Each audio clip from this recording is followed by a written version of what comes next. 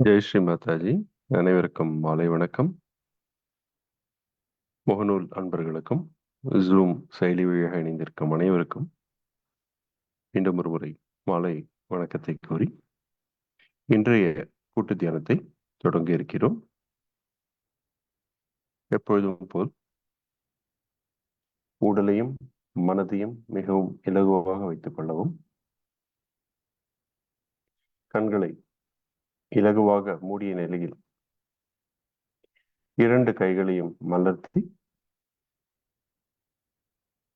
நமது இதய சக்கரத்தின் அருகே கொண்டு வாருங்கள். உங்களது இரண்டு கைகளை தலையை சற்றே கவிழ்த்து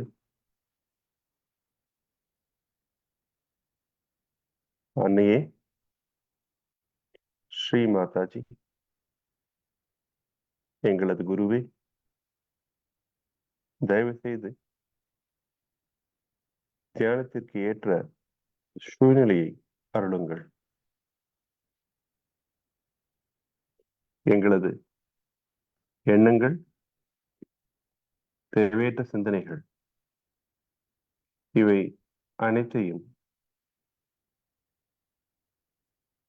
தங்களது பொற்பாதங்களில் சரணடைகிறோம். தயவு செய்து குண்டலினி சக்தியை விழிப்படைய செய்து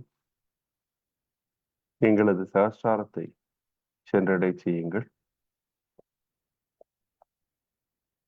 ஆழ்ந்த தியான நிலையை எங்கள் அனைவருக்கும் அருளுங்கள். இந்த தியானத்தை செய்விப்பதும் தாங்களே, அதன் பலனை அருள்வதும் தாங்களே. நாங்கள் வெறும் கருவி மாத்திரமே. நாங்கள் அனைவரும் தூய ஆத்மா. தங்கள் அருளா. ஸ்ரீ மாதாஜி. இன்று மிக உன்னதமான ஒரு தினம், புனித வெள்ளி என்று உலகெங்கிலும் அனுஷ்டிக்கப்படுகின்றது. நமது ஆக்ஞா சக்கரத்தை, இந்த பிரபஞ்சத்தின் ஆக்ஞா சக்கரத்தை திறந்து வைத்து குண்டலினி இலகுவாக சகஸ்ராரத்தை சென்றடைவதற்கு உதவிய திரு இயேசுபிரான் அவர்களது உயிர்த்த தினத்தை புனித வெள்ளி என்று அனுஷ்டிக்கப்படுகின்றது. இதுவே ஞாயிறு அன்று மிகவும் மகிழ்ச்சியாக கொண்டாடப்படுகின்றது. அவர் மீண்டும் உயிர்த்தெழுந்த நாள். நாம் அனைவரும் நமது ஆக்ஞா சக்கரத்தை சரணடைந்து தலையை கவிழ்த்தி ஒரு நிமிடம் நாம் அனைவரையும் நமது தவறுகளை அனைத்தையும், எண்ணங்கள் அனைத்தையும், நமது அகங்காரம், மமகாரம் அனைத்தையும் சரணடைகிறோம். ஸ்ரீ மாதாஜி.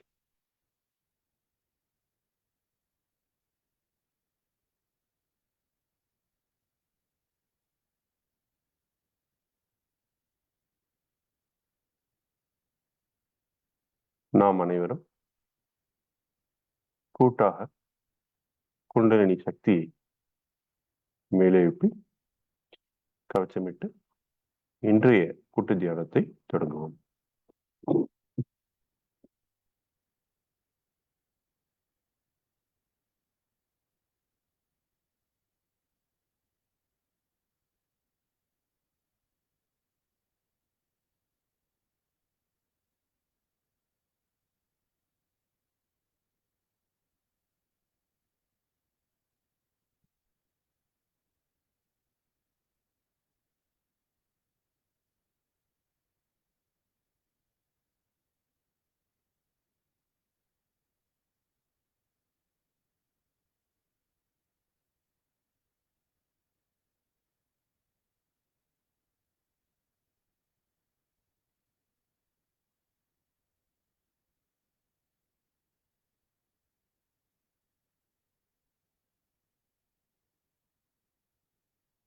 இரண்டு உள்ளம் கைகளையும் மலர்த்திய நிலையில் மடியின் மீது வைத்துக் கொள்வோம்.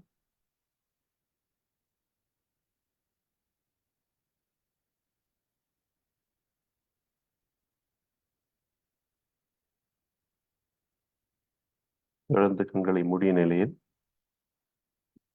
2 உள்ளம் கைகளையும் பூமியின் மீது அழுந்த வைத்துக் கொள்வோம். நாற்காலியில் அமர்ந்திருந்தால் 2 உள்ளம் கைகளை பூமியை நோக்கி காண்பித்தால் போதுமானது.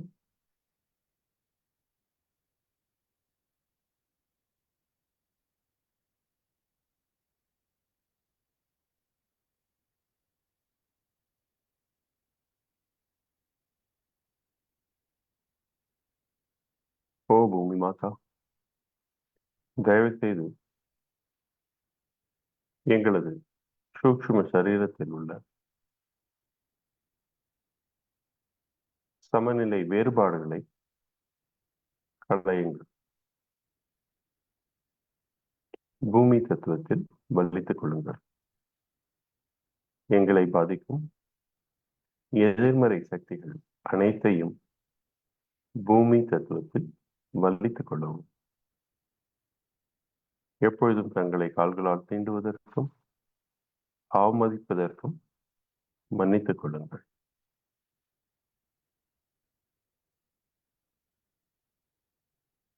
எல்லா விதமான எதிர்மறை எண்ணங்கள், சிந்தனைகள் மற்றும் எதிர்மறை சக்திகள் இடநாடி மற்றும் பிங்கள நாடியில் உள்ள எல்லா விதமான சமநிலை வேறுபாடுகளையும் களைந்து பூமி தத்துவத்தில் வலித்துக் கொள்ளுங்கள்.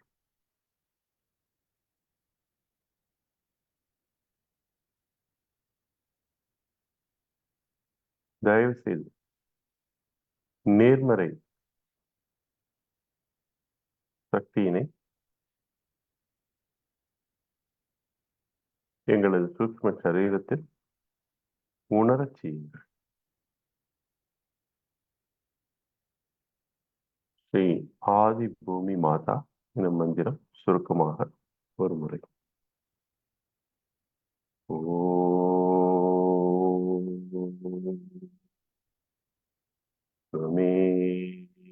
साक्षात् श्री आदि भूमि माता, साक्षात् श्री आदि शक्ति माता जी, श्री आदिव्यै नमो नमः.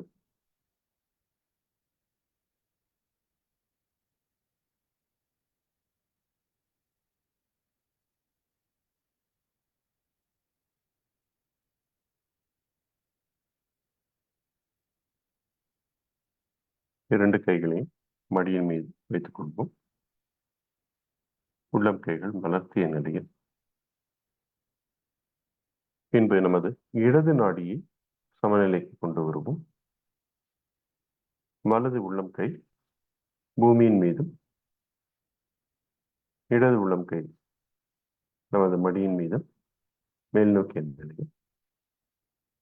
நமது கவனத்தை இடது உள்ளம் கையின் மைய பகுதிக்கு கொண்டு செல்வோம்.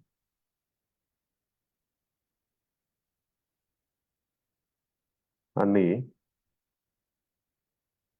தயவு செய்து எங்களது இடது நாடியை பாதிக்கும் எல்லா விதமான எதிர்மறை சக்திகளையும் பூமி தத்துவத்தில் வலித்துக் கொள்ளுங்கள். கடந்த கால வாழ்க்கையை பற்றிய சிந்தனைகள், மமகாரம், எனக்கு நானே விதித்துக் கொண்ட தேவையற்ற சுய கட்டுப்பாடுகள் மற்றும் தூய்மையற்ற ஆசை, இவை அனைத்தையும் பூமி தத்துவத்தில் வலித்துக் கொள்ளுங்கள். அன்னையே,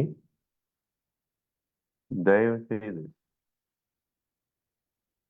தூய்மையான ஆசையை எனது இடது நாடி பிரதிபலிக்க செய்யுங்கள். நேர்மறை சக்தியினை எனது இடது நாடியிலும் அதில் உள்ள எல்லா சக்கரங்களிலும் பிரதிபலிக்க செய்யுங்கள்.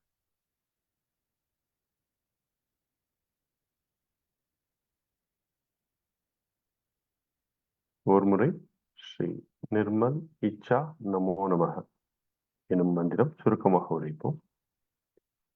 ஓம் त्वमेव साक्षात् श्रीनिर्मलशा நமோ நமः.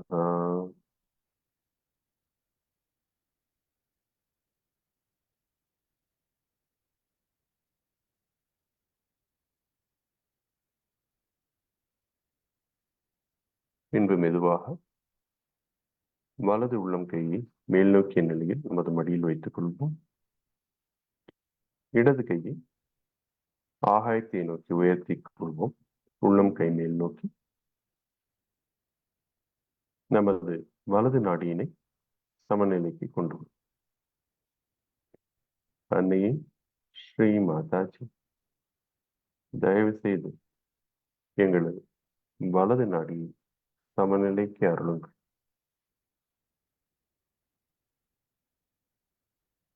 எனது வலது நாடியில் உள்ள எல்லா விதமான எதிர்மறை சக்திகள், நான் என்ற அகங்காரம், எதிர்காலத்தை பற்றிய தேவையற்ற சிந்தனைகள் மற்றும் தூய்மையற்ற கவனம், இவை அனைத்தையும் ஆகாய தத்துவத்தில் வலித்துக் கொள்ளுங்கள்.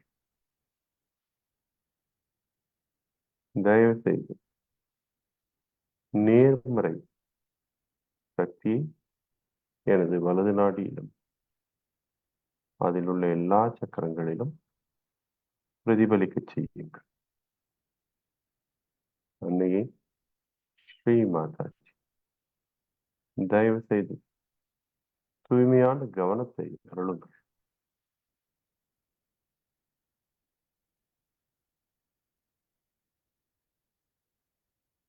ஒரு முறை ஸ்ரீ நிர்மல் சித்தா எனும் மந்திரம் சுருக்கமாக.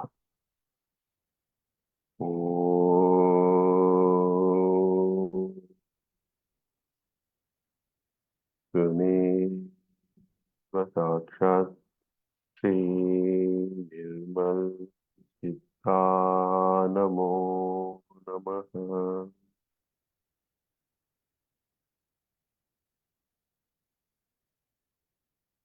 இரண்டு கைகளையும் மடியின் மீது வைத்துக் கொள்வோம். உள்ளம் கை மேல் நோக்கிய நிலையில்.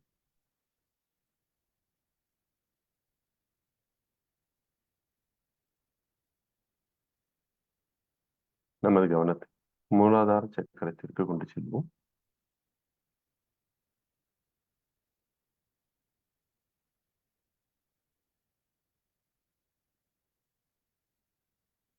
நமது தூய்மையான கவனத்தால் ஒவ்வொரு சக்கரத்திலும் செலுத்தி அதனை தூய்மைப்படுத்துவோம்.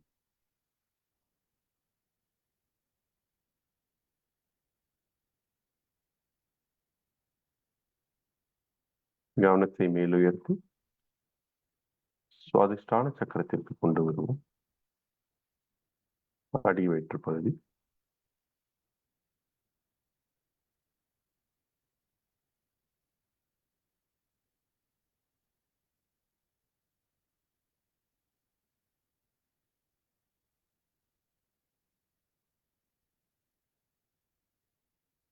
சற்றே மேலுயர்த்தி நாபி சக்கரம், நமது வயிற்று பகுதி,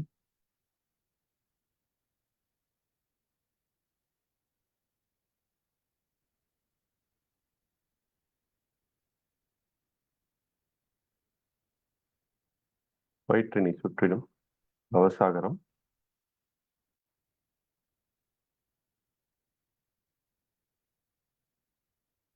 அன்னையே தங்கள் அருளால் நான் சுயம் குரு. அன்னையே தயவுசெய்து எல்லா விதமான மாயைகளிலிருந்து என்னை மீட்டெடுங்கள். தங்கள் அருளால் நான் சத்தியத்தின் பக்கம் நிற்க விரும்புகிறேன். அன்னையே தங்கள் அருளால் நான் சுயம் குரு.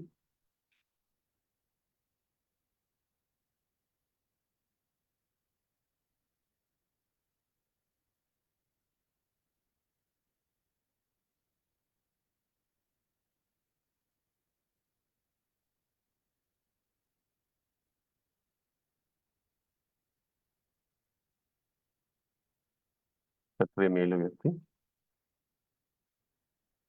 இதய சக்கரத்திற்கு நமது கவனத்தை கொண்டு வருவோம். அன்னையே, தங்கள் அருளால் நான் தூய ஆத்மா. இந்த மனமோ உடலோ அல்லது புத்தியோ அல்ல. தங்கள் அருளால் நான் தூய ஆத்மா. தயவு செய்து கட்டுப்பாடுகளற்ற அன்பினால் எனது இதய சக்கரத்தை நிரப்புங்கள். நான் அனைவரையும் முழு மனதாக நேசிக்கிறேன்.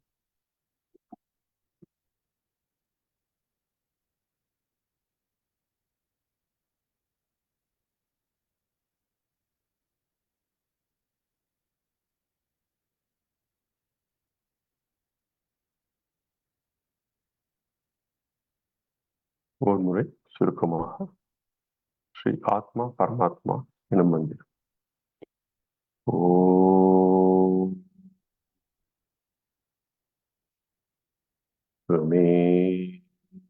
சாட்சாத் ஸ்ரீ ஆத்மா பரமாத்மா நமோ நமः.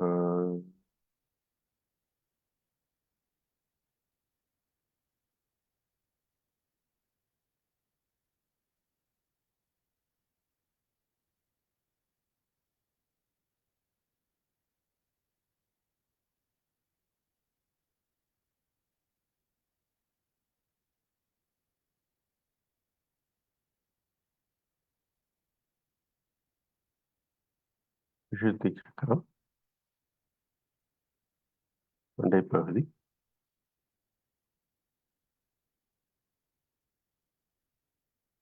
அன்னையே, தங்கள் அருளால் நான் இந்த பிரபஞ்சத்தின் ஓர் அங்கம். தயவு செய்து என்னை இந்த கூட்டு விழிப்புணர்ச்சியின் ஓர் அங்கமாக மாற்றுங்கள். நான் ஒரு தனி மனிதன் அல்ல. இந்த கூட்டு பிரபஞ்சத்தின் ஓர் அங்கம்.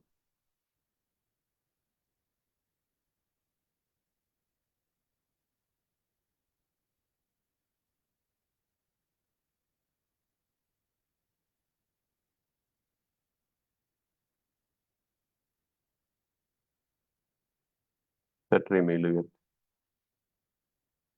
ஆக்ஞா சக்கரத்தில் நிலைநிறுத்துவோம். நமது நெற்றியின் மைய பகுதி, நமது தலையை சிறிது தாழ்த்தி நமது இதய சக்கரத்தின் நோக்கி கொண்டு வருவோம். அன்னையே, தங்கள் அருளால் நான் மன்னிக்கும் மனப்பக்குவம் பெற்றவனானேன். அன்னையே,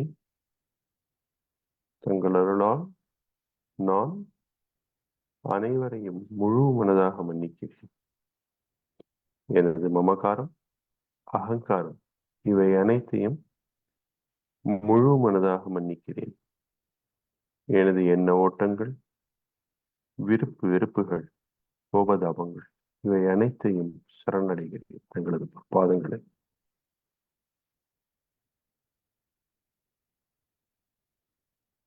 வலது கையை நெற்றியில் வைத்து 2 பகுதியிலும் படுமாறு வைத்து தலையை சற்றை தாழ்த்தி 3 முறை ஓம் ஹம் ஷம் என்று உரைப்போம்.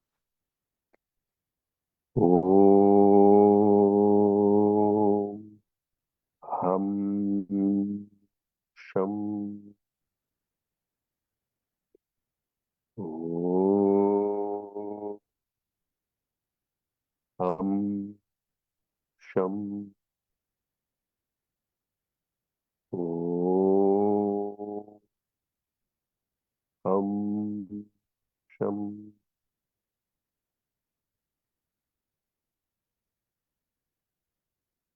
வலது கையை மடியின் மீது கொண்டு செல்லலாம்.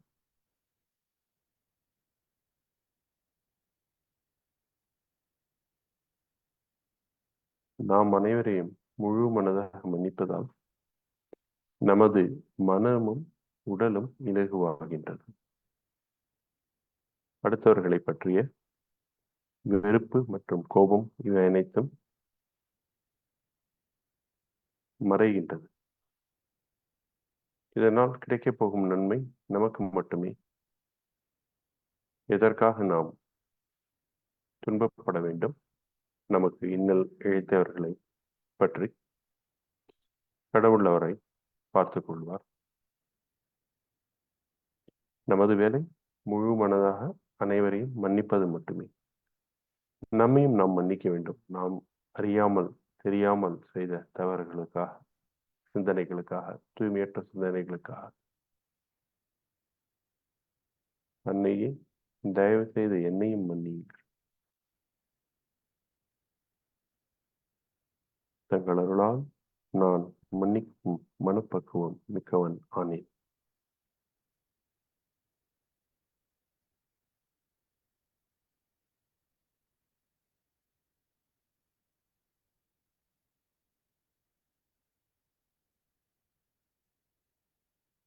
நமது கவனத்தை மேலுயர்த்தி சஹஸ்ராரத்திற்கு கொண்டு செல்வோம். தலையின் சற்றே மேலுயர்த்தி அன்னையே, தயவு செய்து எங்களது சஹஸ்ராரத்தை திறந்து விடுங்கள். தயவு செய்து ஆழ்ந்த தியான நிலையை அருளுங்கள். சிந்தனைகளற்ற, எண்ணங்களற்ற ஆழ்ந்த தியான நிலையை தயவு செய்து அருளுங்கள். அன்னையே, ஸ்ரீ மாதாஜி, எங்களது சஹஸ்ராரத்தில் குண்டலினியின் நுண் அதிர்வினை உணரச் செய்யுங்கள்.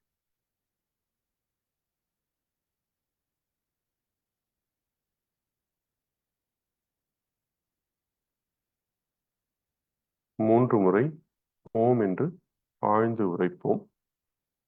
அதனைத் தொடர்ந்து ஸ்ரீ மாதாஜியின் அவர்களின் அருளுரையை கேட்டு தியானிப்போம்.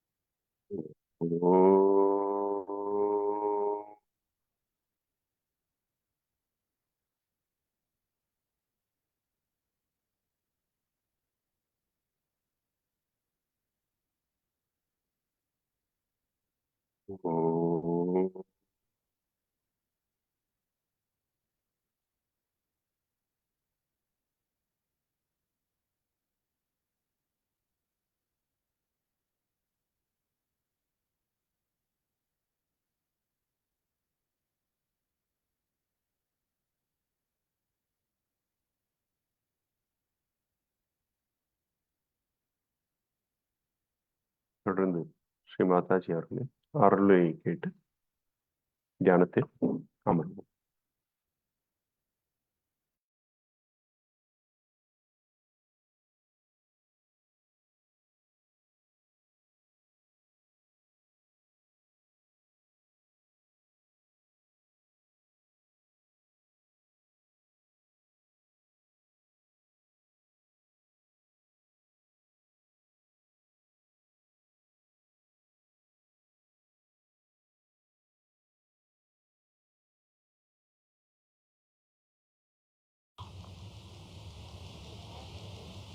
And in your Agya Chakra, he has created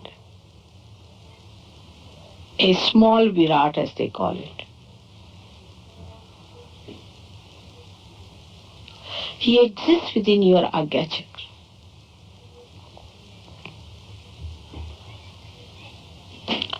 This sacrifice is very, very significant. And though it is gross, in subtle it has happened. To take the awareness through this center of Agya was done by Christ by his crucifixion. He came as a gross person, just like a gross human being. His body died, but did not die, because that body was also made of that imperishable divine vibrations, as you call it, radiations, or this Brahma. They did not die. And that's why the body did not die. And he resurrected with his body. He had to die to show that the body, though dies, can be saved. That's why he had to be crucified. Otherwise, he could not have shown you. But it was experimented in the Vaikuntha, as you call it, that he died and then resurrected to show that this does not die. Krishna has said, Nainam chidanti shastrani, nainam dahati pavaka. It is not killed by any weapon. Neither it is burned by any fires, nor it is blown by any wind. Na chainam kledayantapo na shosayati maruta. Neither, nothing can suck it. That spirit is he. When they saw him being resurrected, then they started saying, oh, he was the one. Then his disciples believed him. What ignorance! What darkness! What darkness! It's like telling an ant about human civilization.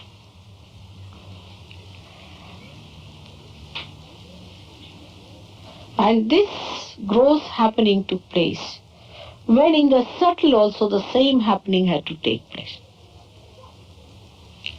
Like when you say Moses crossed the river. This was the happening of void being crossed by the primordial master. So in the subtle, whatever is done is expressed in the gross in this manner. And this is exactly what happened when Christ was crucified. But again, you cannot crucify him. Now he has become Ekadasha Rudra, as described. The 11 Rudras, as you know very well. These are all the powers of Shiva given to him. Up till now, till he was born, Krishna had given him his powers, and that he became Mahavirat. He was even placed above Krishna. But now, when he will come, he'll be bestowed with the destructive powers of Shiva, 11 of them. One is sufficient to finish all the universes.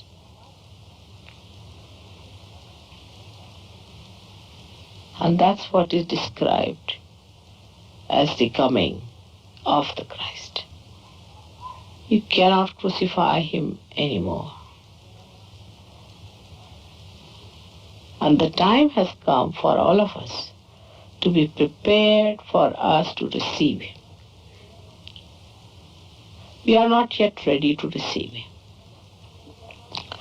Unless and until you are realized, you cannot receive him, because if you remain unrealized till he comes, you'll be finished, you'll be gone, you'll be destroyed. He'll just come to destroy all the nonsensical things.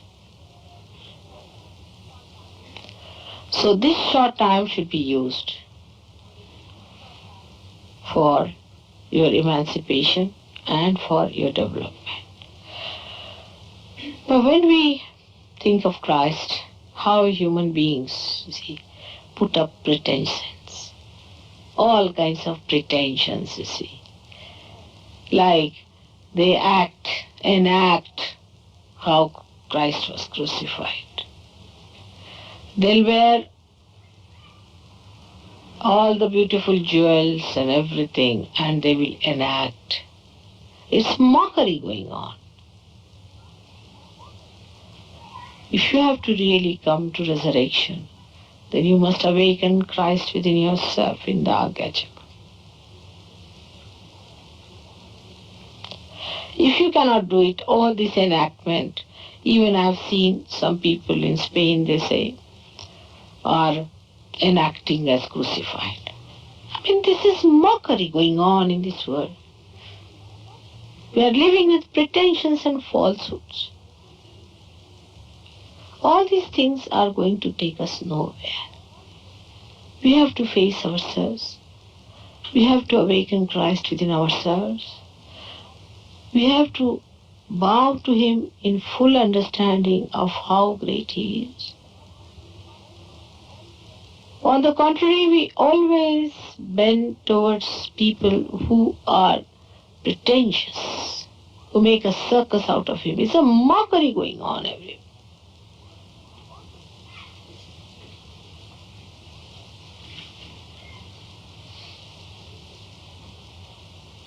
This carrying the cross or any drama, I mean, it was such a miserable thing. And to enact it, I don't know why people want to do that. I just can't understand. I can't bear it. But I mean, if you have feelings, you can see within yourself. It cannot be a ceremony, a ritual.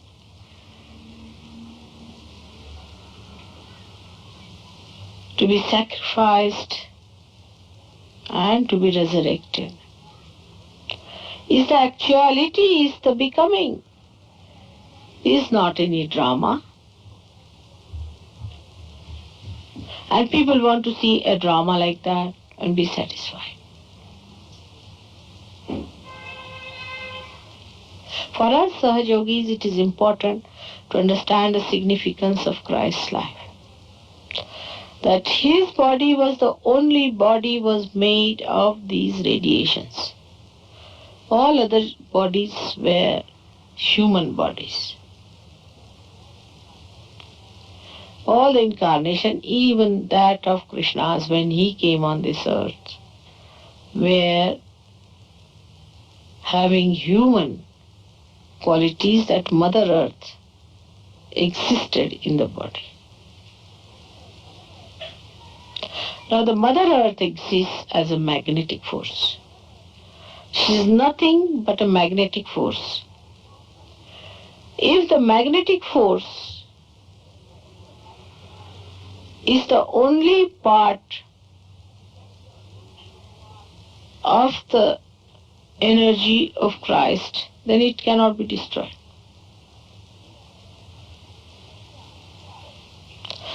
But we are, as we human beings are, we are very gross, and the magnetic force of the Mother Earth also we do not know. We do not feel it within ourselves. The day we start feeling that magnetic force within us, we'll give up all these nonsensical movements of extremes. We'll settle down into our gravity. But we are not even sensitive to that magnetic force as the birds are. After realization, you do become subtle enough to feel that magnetic force. And you can ask the Mother Earth to take away your problems, to take away your sins. She'll suck it. Once you become that subtle, she'll work it out, no doubt. But you have to become that subtle. Unless and until you become that evolved, you cannot touch her subtler side, which is the magnetic force. While Christ's body was made of that magnetic force itself. Now, when he was resurrected, they celebrate the Sunday. Because as you have seen that he has millions and millions suns and he's made of sun. He's the essence of sun.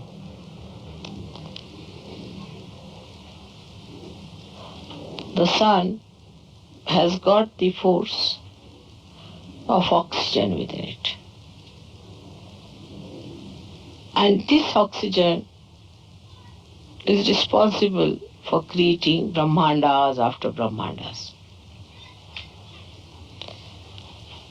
You see, when the sun's rays fall on the tree, we take everything for so granted. The tree blossoms, yields fruits, the fruits have seeds, and then again they sprout into trees. Without the sun, nothing would exist on this earth. And that is why we worship him on a Sunday. Because he was sun. Actually, he resides in the sun, we can say.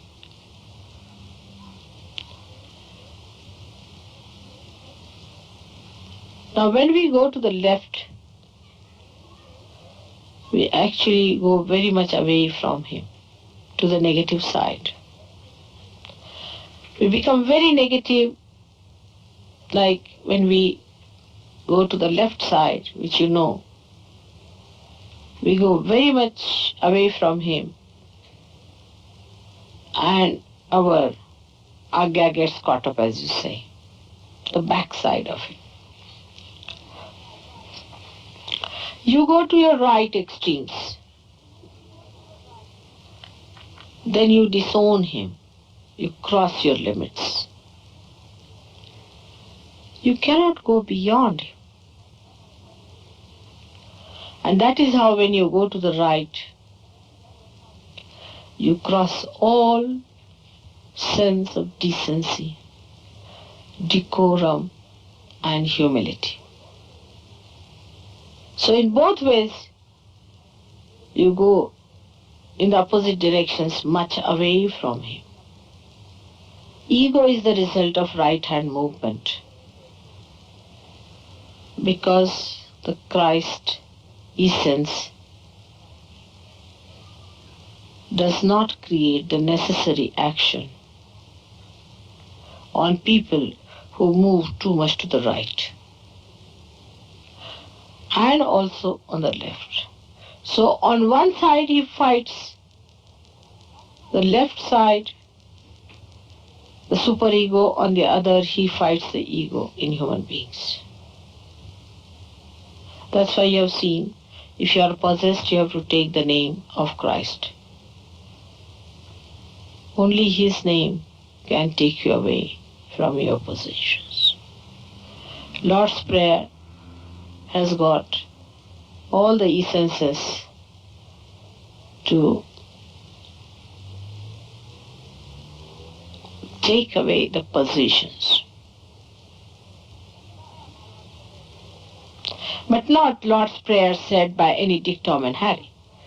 He is to be connected with Lord Jesus Christ. Then only if you say it has an effect. And such a mantra is an awakened mantra. Right hand side, when you move, you have to be humble in your heart. Because he resides in your heart as spirit, because he is the spirit.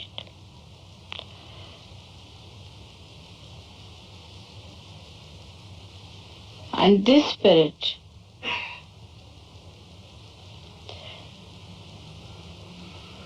gets insulted when you go too much on the right hand side. And that's why ego-oriented people get a heart trouble. On the left hand side, in the superego area, Christ is a terror. They are frightened of his name. They run away from him because they know the Ekadasha Rudra that he is. So on one side, he is mild in the sense he recedes away from the people who are egoistical, ego-oriented. He doesn't like buffoons and idiots. Donkeys that he was riding is the suggestion of these donkeys who are ego-oriented. He tried to control the donkey. But the left-hand side are the people, these horrible negative people. They get frightened of him. Absolutely frightened. You take Christ's name and they just run away, depart, no, nothing doing. We are not going to face him. Oh God. Now this mark is the sign of his blood actually.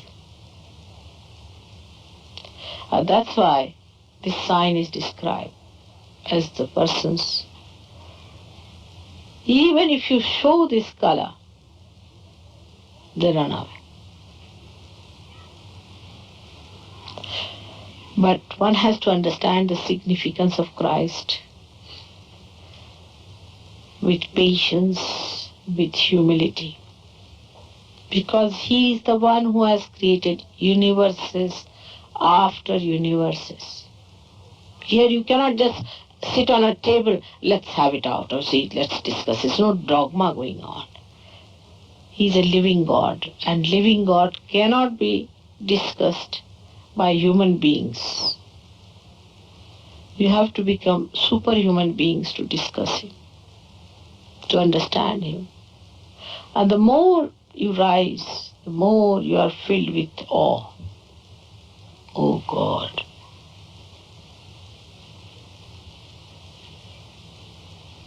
And when you realize that he is the support of the universe, he is our support, then you feel very powerful, that nobody can possess you if he is your support. But you cannot just sort of possess Christ as your own. You cannot say, oh, Christ is mine. Nobody can possess him. You have to surrender to him so that you become his possessions, so that he looks after you. His greatness cannot be described in words. As a child, as a son, he is the giver of joy. One cannot describe how he looked after his mother. It's impossible.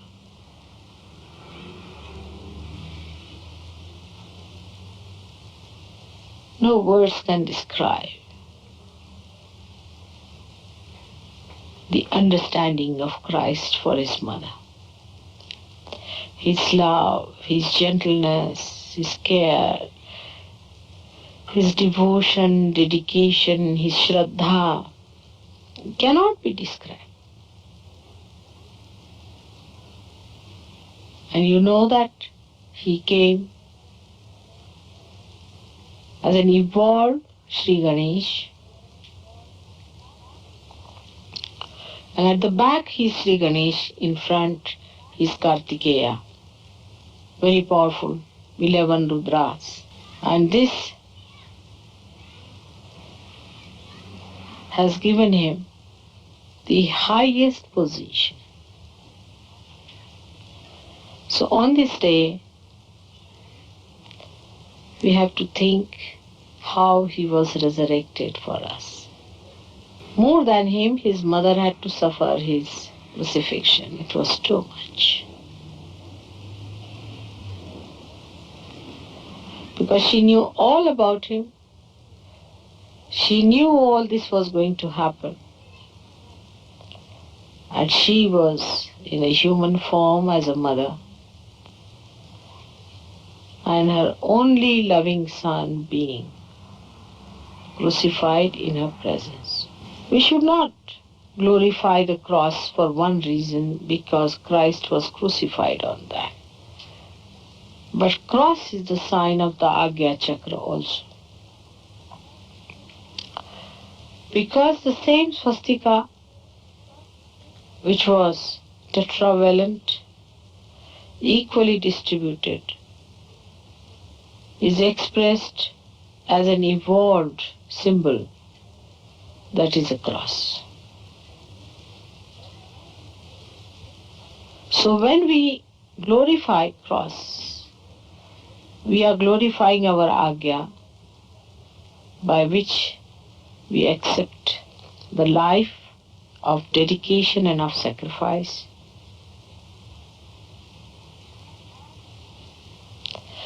And if we look forward after the cross, we know that it is resurrection. And the resurrection that you are going to actualize in this lifetime. But now give up all nonsensical ideas about your seekings and useless ramblings.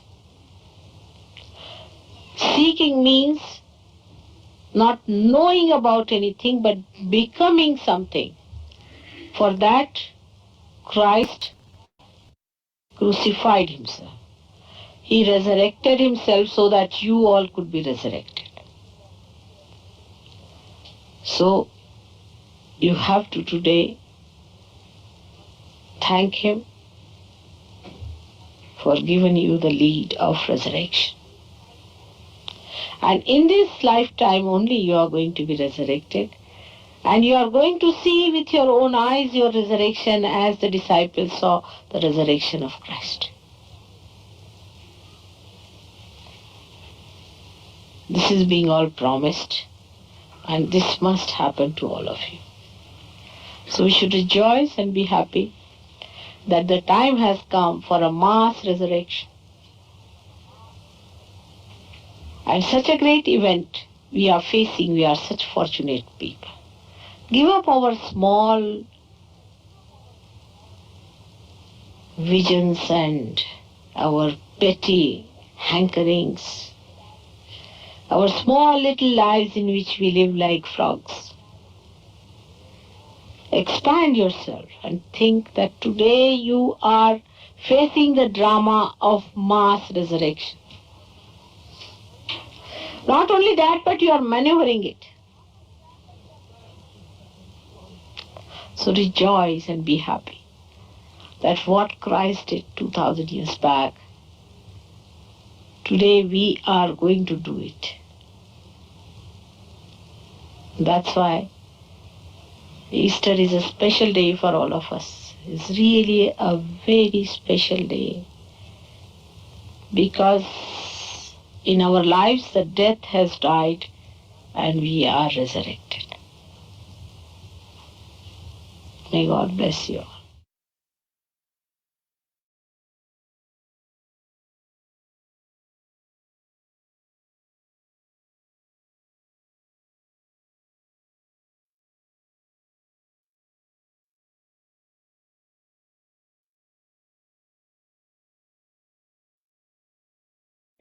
மிக மிக ஆழ்ந்த உட்பொருளை கொண்ட ஒரு சொற்பொழிவு. இதை கேட்கும் தருணத்திலேயே நம்மை அறியாமல் ஆழ்ந்த தியான நிலைக்கு சென்று விடுவோம். இதன் மின் இணைப்பினை பெற்று மீண்டும் மீண்டும் கேளுங்கள். நமது ஆன்மா இலகுவாகும், ஆக்ஞா சக்கரம் திறந்துவிடும். நமது அன்னை கூறியிருப்பது, நாம் உயிர்த்தெழுதல் என்பது நம்முடைய குண்டலினி சக்தி விழிப்புணர்வு அடைவதாகும். அன்னையின் அருளால் நாம் அனைவருக்கும் அது கிடைத்து விட்டது. அதை மேன்மேலும் விரிவுபடுத்தி கொண்டு போவது நமது கடமை. நாம் அனைவரும் அதற்கு தகுதியுள்ளவராக மாறுவோம் என்று பிரார்த்திப்போம். நம்முடைய குரு ஸ்ரீ மாதாஜி அவர்களுக்கு சமயம் இருப்பின் ஒரு 5 நிமிடம் தொடர்ந்து தியானத்தில் இருப்போம். இந்த வாத்திய இசையை கேட்டு, இந்த ராகம் ஆக்ஞா சக்கரத்திற்கு உரியதாகும். இன்று புனித வெள்ளியும் ஆதலால் அதனை கேட்டு நாம் பயன்பெறுவோம். ஒரு 5 நிமிடம்.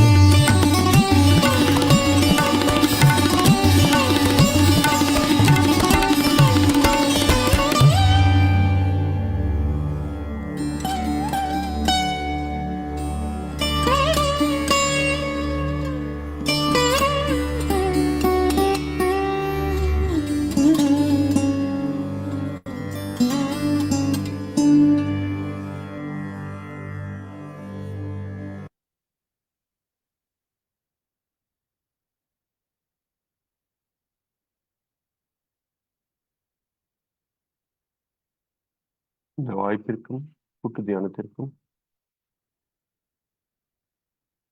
நமக்கு அருளிய அன்னை ஸ்ரீ மாதாஜி அவர்களை சிரம் தாழ்த்தி மனதார நமது கோடான கோடி நன்றிகளை தெரிவித்துக் கொண்டு இன்றைய கூட்டு தியானத்தை முடித்துக் கொள்வோம். நாம் அனைவரும் குண்டலினி சக்தியை மேலெழுப்பி கவச்சமிட்டு இன்றைய தியானத்தை முடித்துக் கொள்வோம். வாய்ப்பிற்கு நன்றி.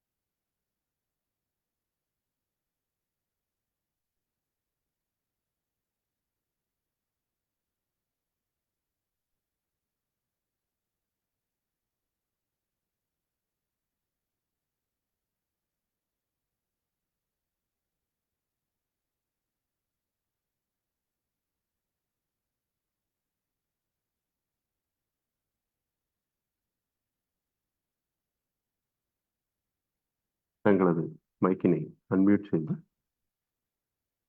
கேள்விகள் ஏதும் இருப்பின் கேட்கலாம். அனுபவங்கள் இருந்தால் பகிர்ந்து கொள்ளலாம். ஜெய் ஸ்ரீ மாதாஜி. வாய்ப்பிற்கு மீண்டும் ஒரு முறை நன்றி தெரிவித்துக் கொள்கிறேன்.